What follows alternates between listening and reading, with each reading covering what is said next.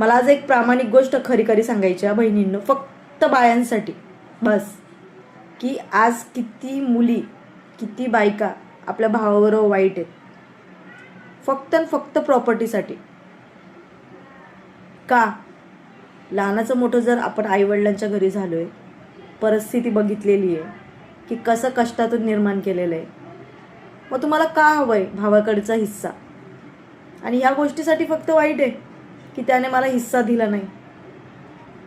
हां, आपला भाऊ खुश आहे, आईवडिलांना सांभाळतोय चांगला, त्यात तुम्ही खुश नाही आहे? तुमच्या घरी काही कमी आहे का? हां, का तुम्ही तुमच्या नंदेला आवर्जून बोलून तिला तिचा हिस्सा दिलेला आहे? मग का असं वागायचं? जर आपली द्यायची इच्छा नसेल मग पुढच्याचं का घ्यावं? तुम्हाला असं वाटतं का आपल्या भावाचं वाईट व्हावं? तुम्ही हिस्सा मागायला गेल्यावर त्याची बायको त्याच्यावर वाईटच होणार ना, की तुझी बहीण अशी, तुझी बहीण तशी. कशाला हिस्सा घेऊन वाईटपणा करायचा आहे? आणि ते पण थोड्याशा जागेसाठी किंवा थोड्याशा पैशासाठी? हां, काय इज्जत राहणार आहे तुमची? जा ना मस्तपैकी त्याच्याबरोबर राहा, खा, प्या, तोही खुश, तुम्ही खुश. का नाही तुम्हाला तो फोन करणार? का नाही प्रत्येक दिवाळीला सणासुदीला तो तुम्हाला बोलवणार? आपण आपल्या हाताने घाण करतो आणि भावाचं नाव बदनाम करतो.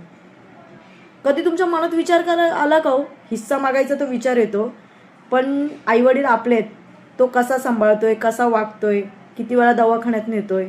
तुम्ही किती वेळा दवाखान्यात नेलं?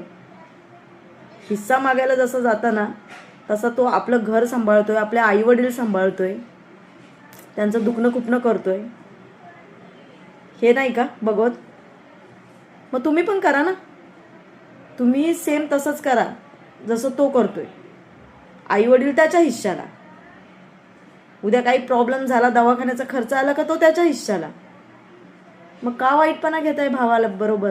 तुमच्या आयुष्याला आहे ना पुरणार नाहीये त्याची प्रॉपर्टी.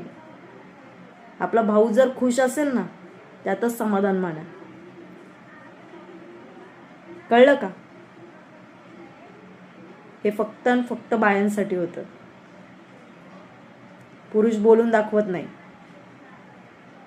त्याचा संसार सुखाचा व्हावा जर तुम्हाला असं वाटत असेल ना, तर त्याला त्रास देऊ नका. तुमच्या आईवडील जर खुश राहावे असं तुम्हाला वाटत असेल तर. आणि ज्या ज्या घमंडी आणि पापी बाया आहेत ना, ज्यांनी आपल्या भावाकडून हिस्सा घेतलाय, त्यांना जर थोडीफार जरी लाज असेल ना, त्यांनी आपल्या आईवडिलांना आपल्या घरी पण घेऊन जावं, जसा हिस्सा घेतलाय तसा. आणि ते आहेत तोपर्यंत त्यांचा दवाखाना खर्च, महिन्याचा खर्च पण द्यावा, तरच हिस्सा घ्यावा. कळलं का? आजकाल भरपूर भाऊ बहीण फक्त हिश्श्यासाठीच वाईटपणा आहे, बाकी वाईटपणा कशाचाच नाहीये.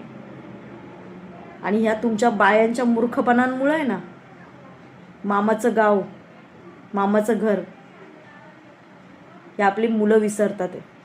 वाईटपणा फक्त बायांमुळे येतोय. ज्या दिवशी तुम्ही असं चांगलं वागायला लागशाल ना, हिस्सा बिस्साच्या भानगडीत पडणार नाही ना, त्या दिवशी मामा स्वतः भाच्यांना घ्यायला येणार. कळलं का?